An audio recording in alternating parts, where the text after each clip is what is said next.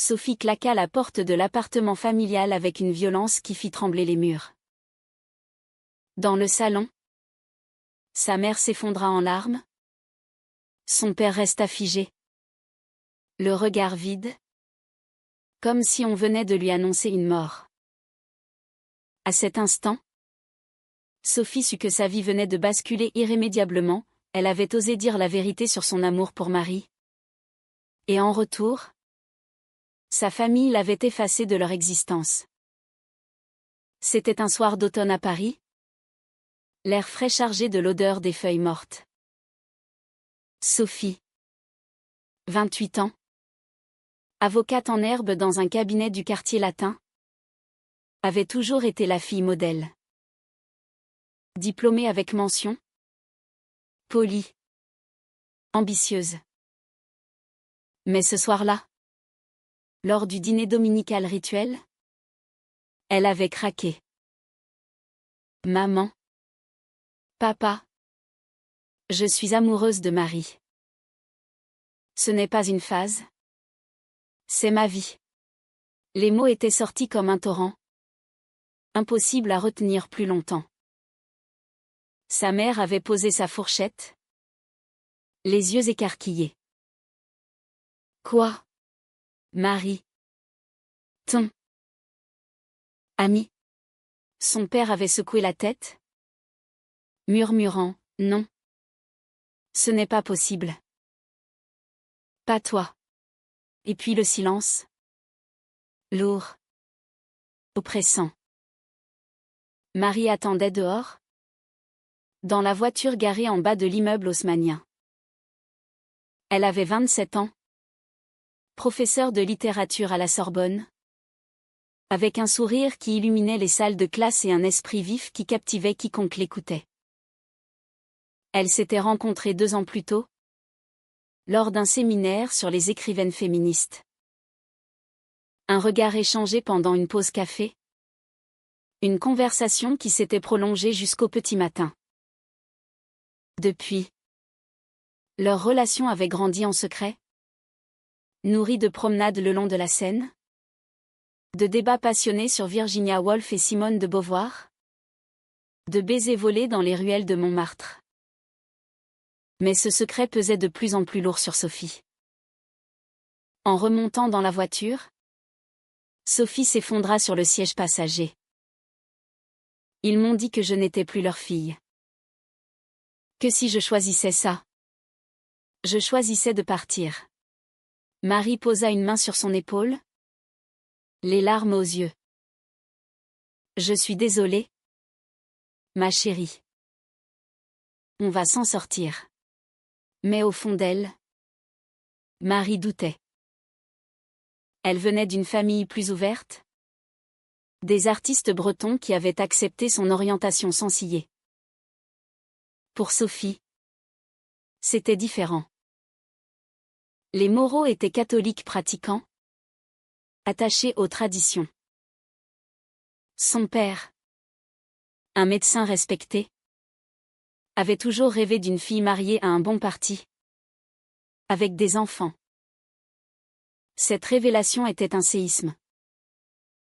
Les jours suivants furent un tourbillon de douleur. Sophie ne répondit pas aux appels de sa sœur cadette, Élise, qui tentait de jouer les médiatrices. Sophie, reviens à la raison. Maman pleure tous les soirs. Mais Sophie sentait une rage monter en elle. Pourquoi devrait-elle se raisonner? Pourquoi son amour était-il moins valide que celui des autres? Elle se réfugia chez Marie. Dans son petit appartement du Marais. Entourée de livres et de posters de films indépendants. Là. Elle parlait des heures. Analysant chaque mot prononcé ce soir-là. C'est de la peur. Sophie. Ils ont peur de ce qu'ils ne comprennent pas. Marie essayait de rationaliser. Mais Sophie bouillonnait. Et moi? J'ai vécu dans la peur pendant des années. Au travail? Sophie se concentrait sur ses dossiers. défendant des cas de discrimination qui résonnaient étrangement avec sa propre vie. Un après-midi. Elle croisa son mentor, Maître Dupont, un homme d'une 50aine d'années aux opinions progressistes. Tu as l'air épuisée, Sophie. Quelque chose ne va pas. Elle hésita, puis se confia. Ma famille m'a rejetée parce que je suis lesbienne. Dupont hocha la tête. C'est courant. Malheureusement. Mais tu as des droits. Et tu n'es pas seule. Ces mots l'apaisèrent un peu. Mais la nuit. Les doutes revenaient. Était-ce une erreur d'avoir parlé? Aurait-elle dû attendre? Marie, de son côté, affrontait ses propres démons. Elle adorait Sophie, mais voyait la pression sociale peser sur elle. À l'université, des collègues murmuraient parfois sur les choix de vie des professeurs.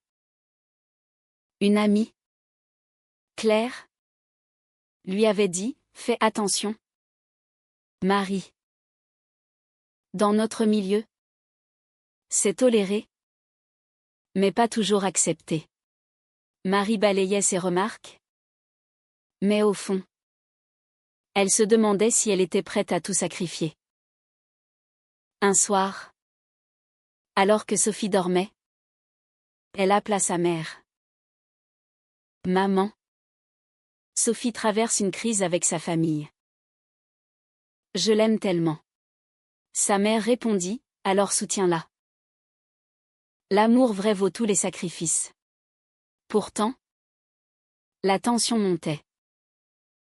Sophie recevait des messages de son père, reviens quand tu auras changé d'avis. Elle les supprimait. Mais chaque notification était une lame. Elles décidèrent de partir un week-end à la campagne, en Normandie, pour respirer. Là, au bord de la mer, elles marchèrent main dans la main, ignorant les regards curieux des passants. On est fortes ensemble, murmura Marie. Sophie acquiesça. Mais une ombre planait. Elle savait que ce n'était que le début. De retour à Paris, la réalité les rattrapa. Élise appela en urgence. Papa a fait une crise cardiaque. C'est à cause de toi. Sophie raccrocha. Le cœur serré. Était-ce vrai? Avait-elle causé ça? Elle se précipita à l'hôpital. Mais sa mère l'accueillit froidement. Il ne veut pas te voir. Assise dans la salle d'attente, Sophie pleura. Seule. Marie la rejoignit plus tard. La serra dans ses bras. Ce n'est pas ta faute. Mais Sophie n'y croyait plus. Le poids de la culpabilité s'installait. Les semaines suivantes furent un calvaire pour Sophie. Son père sortit de l'hôpital, mais refusa tout contact. Il a besoin de temps, disait Élise. Mais Sophie savait que c'était plus profond. Une fracture irréparable.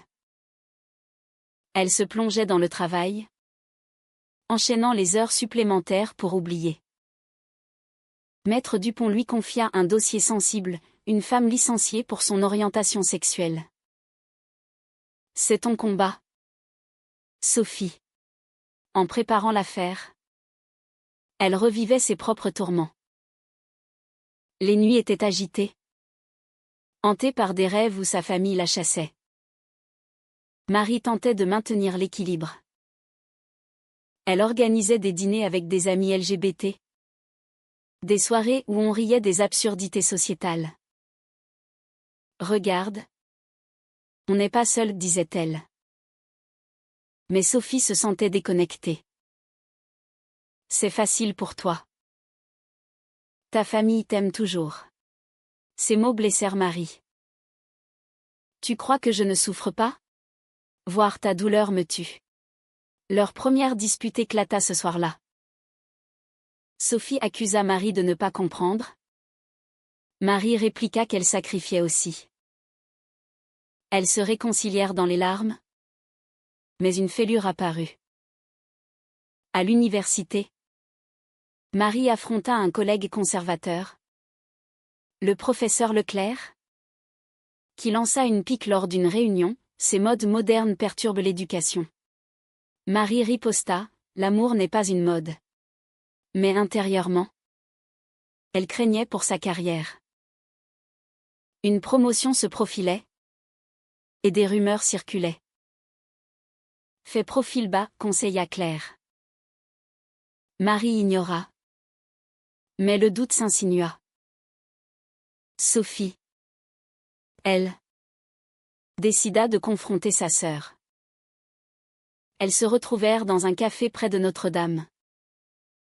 Élise, 25 ans, étudiante en médecine comme leur père, arriva les yeux rougis. Pourquoi tu fais ça? Sophie, tu brises la famille. Sophie expliqua calmement, je ne brise rien. Je vis ma vérité. Élise secoua la tête. Papa dit que c'est contre nature. Elles débattirent des heures. Élise défendant les valeurs traditionnelles. Sophie arguant pour l'égalité. À la fin, Élise murmura, je t'aime toujours. Mais je ne sais pas comment gérer ça. Sophie partit avec un espoir ténu. Mais le destin frappa à nouveau. Marie reçut une offre d'emploi à Lyon. Une chaire prestigieuse. C'est une opportunité en or, dit-elle à Sophie. Celle-ci paniqua. Et nous? Tu partirais? Marie hésita. On pourrait s'organiser. Week-end? Train. Mais Sophie vit rouge. C'est une fuite.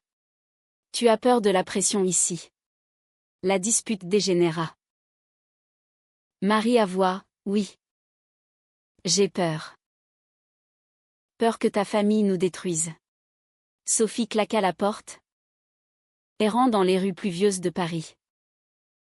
Seule. Elle appela une ancienne amie. Juliette. Hétéro mais ouverte d'esprit.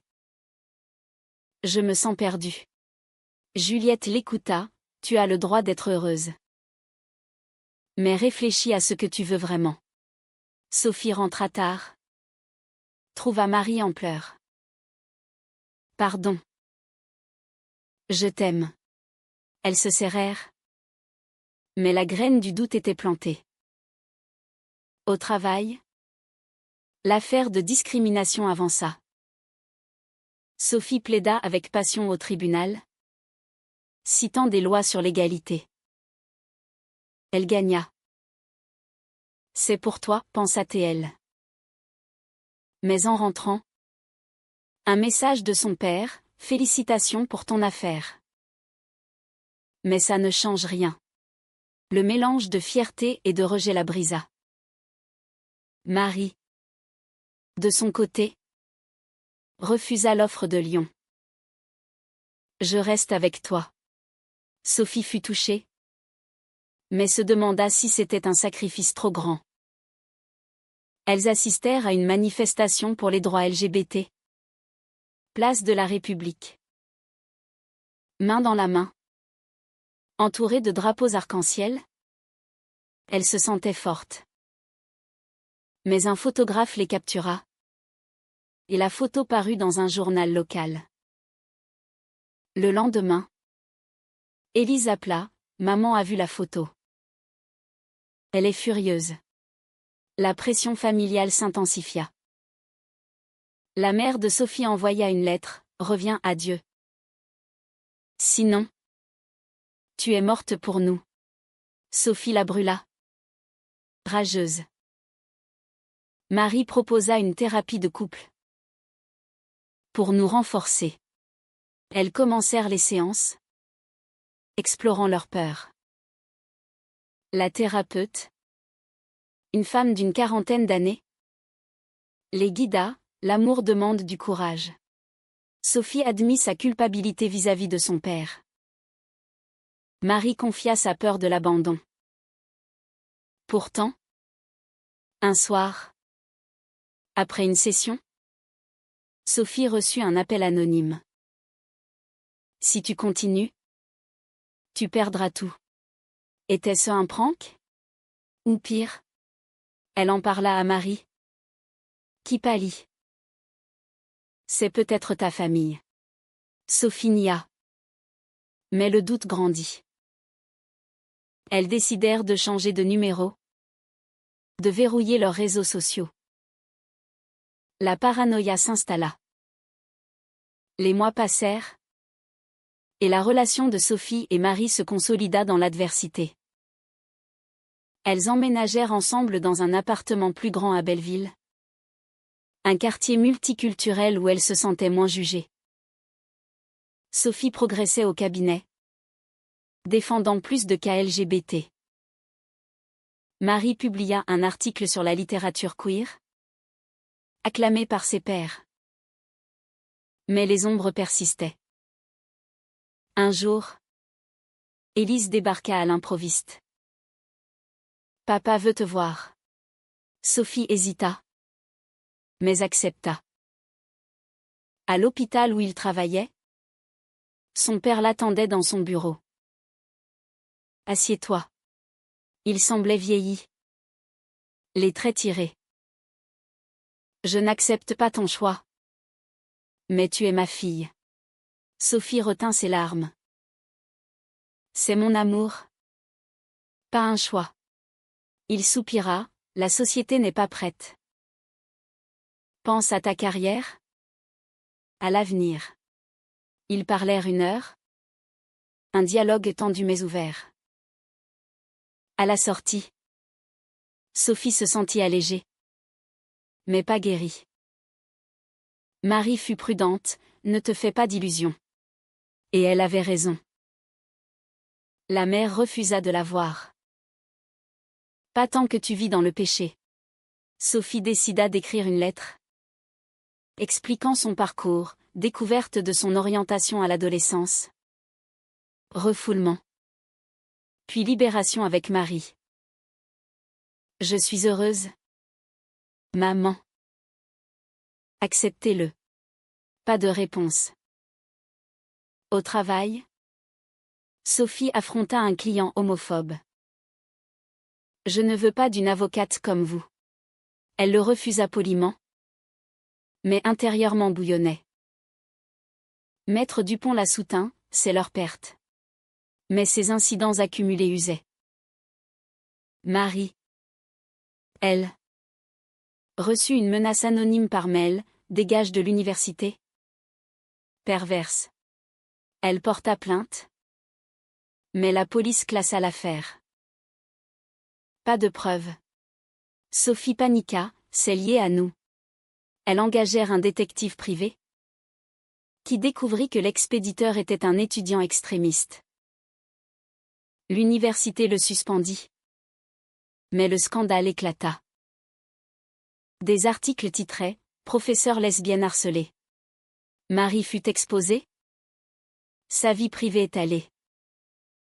La pression médiatique les submergea.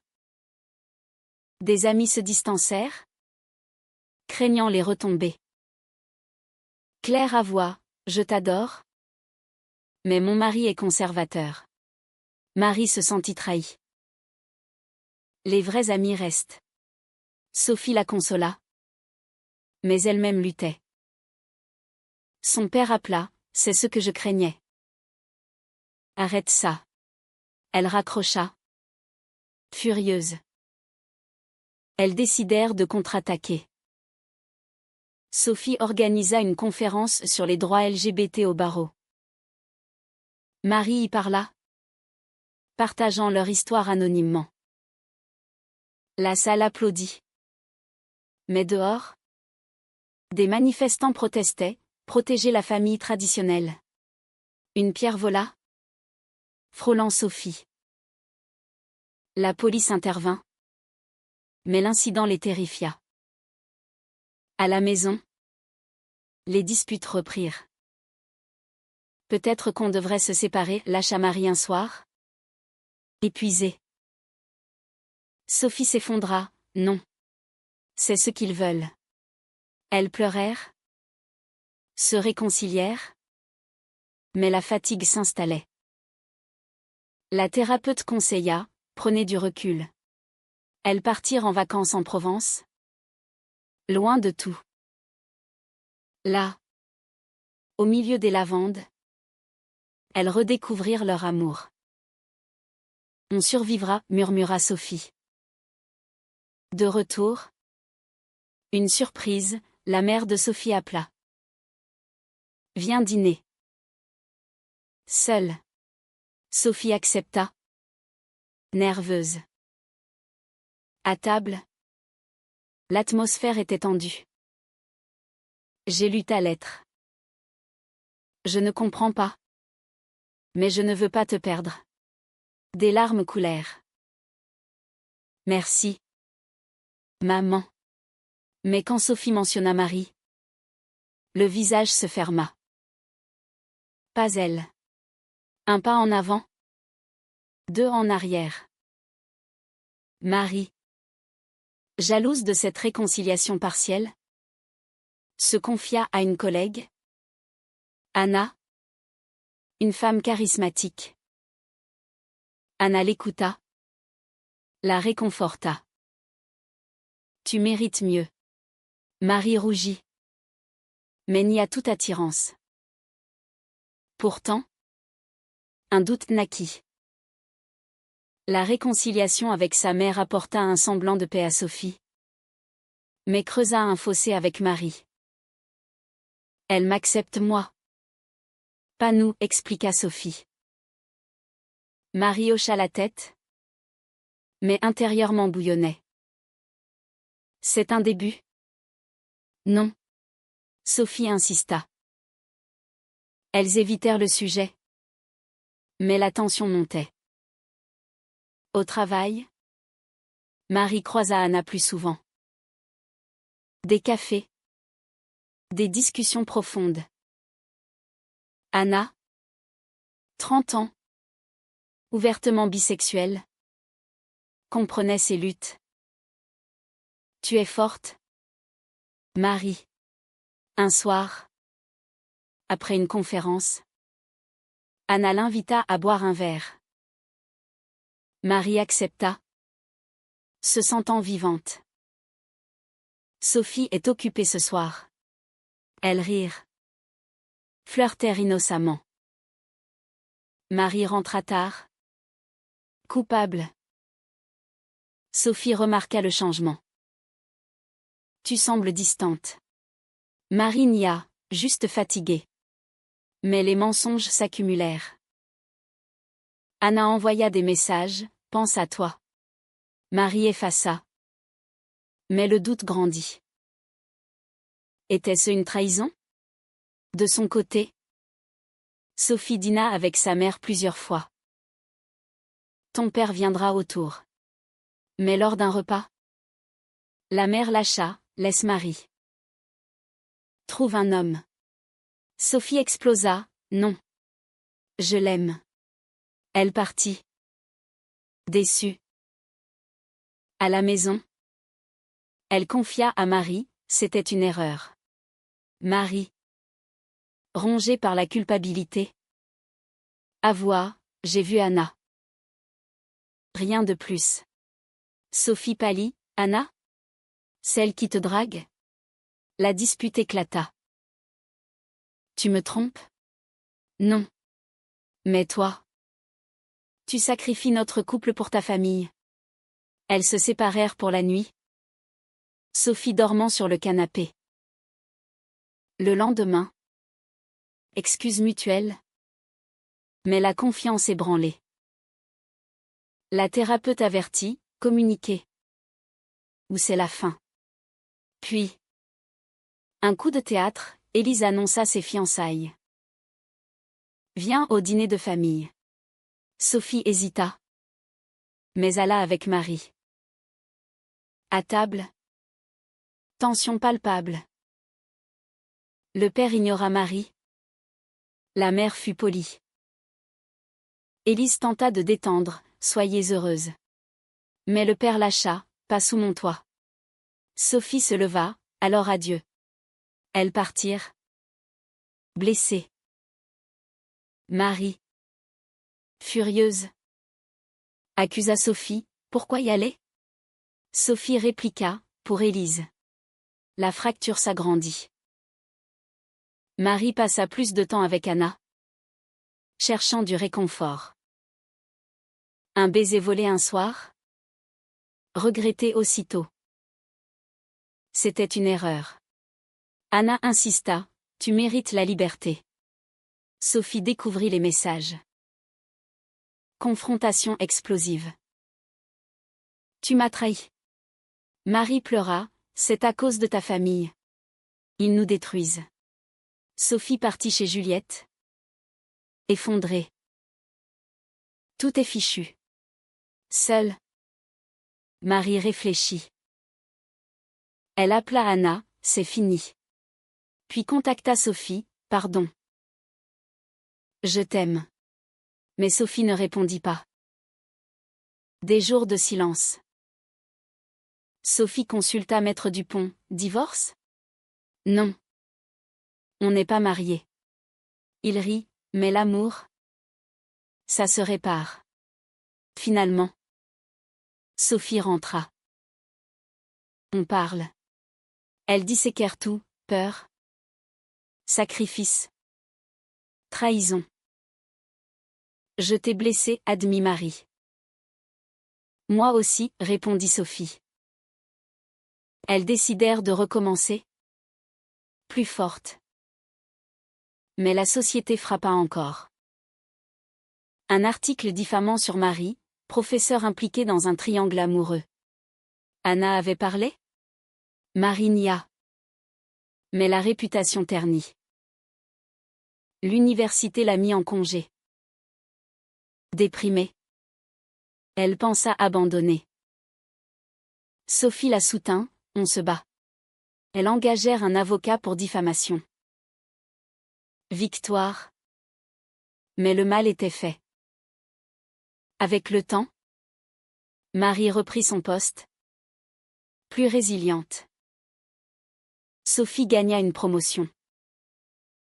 Leur couple, forgé dans le feu, semblait solide. Elles adoptèrent un chat, symbole de leur foyer. La famille de Sophie évolua lentement. Élise, enceinte, invita Sophie au baptême. Amène Marie. Pour la première fois, elles y allèrent ensemble. Le père salua Marie poliment. La mère offrit un cadeau. Pas d'acceptation totale, mais un progrès. Pourtant, des cicatrices restaient. Sophie se demandait si le prix payé valait la peine. Marie luttait avec la culpabilité de sa trahison passagère. Elle continuait la thérapie, explorant les profondeurs de leurs âmes. Un soir, lors d'une promenade sur les Champs-Élysées, illuminée pour Noël, Sophie posa la question, et si on se mariait? Marie sourit, oui. Elles planifièrent une cérémonie intime. Avec des amis proches. La famille de Sophie déclina. Mais Élise vint. Je suis fière de toi. Le jour du mariage, dans une mairie parisienne, elles échangèrent des vœux émouvants. Malgré les tempêtes, je choisis toi. Applaudissements. Larmes de joie. Mais au fond, Sophie savait que la société n'avait pas changé. Des regards hostiles persistaient. Des lois progressaient lentement. Des années plus tard, elle regardait en arrière. Les sacrifices, amitié perdue, carrière freinée, cœur brisé. Mais aussi les victoires, amour enduré, conscience éveillée. Était-ce juste que l'amour doive coûter si cher pour être vécu librement?